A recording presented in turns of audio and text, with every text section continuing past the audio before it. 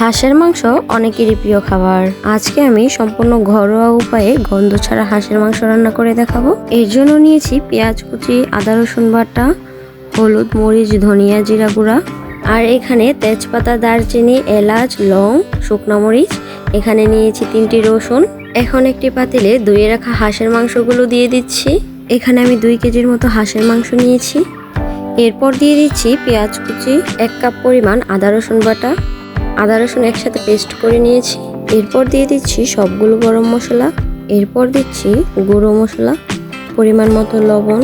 এখন দিচ্ছি সয়াবিন তেল। আপনারা চাইলে সরিষার তেল দিয়ে ওইটি রান্না করতে পারেন। এর সাথে রসুন 3টি দিয়ে খুব ভালোভাবে মেখে নিতে হবে। আমি খুব ভালোভাবে মেখে নিচ্ছি। যত ভালো করে মাখানো যায় টেস্টটা তত ভালো আসবে। অল্প পরিমাণ পানি দিয়ে ভালো করে মাখিয়ে রেস্টের জন্য 1 ঘন্টার মতো রেখে দেব।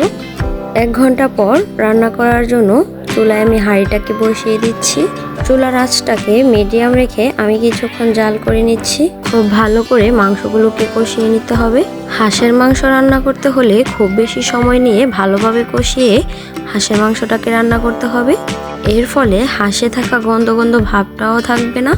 ভালোভাবে কষিয়ে নেওয়ার পর দিয়ে দিচ্ছি পানি। ঝোলের জন্য আমি অল্প পরিমাণ পানি দিয়েছি। আমি হাঁসের মাংসগুলোকে ভুনা ভুনা রান্না করব। হাঁসের মাংস ভুনা ভুনা রান্না করাটাই আমার কাছে বেস্ট মনে হয়। হাঁসের মাংসের ঝোল রান্না করা হলে এর গন্ধটা প্রায় অনেকটাই থেকে যায়, তাই আমার কাছে হাঁসের রান্নার ভুনাটাই বেস্ট। এভাবে ভালো করে চুলার আঁচ হাই হিটে রেখে 30 থেকে 40 মিনিটের মতো জাল করে নিতে হবে। 30 থেকে 40 মিনিটের মতো জাল করে ঝোল শুকিয়ে বোনা বোনা হয়ে এলে সেই পর্যায়ে আমি চুলাটাকে অফ করে দিচ্ছি।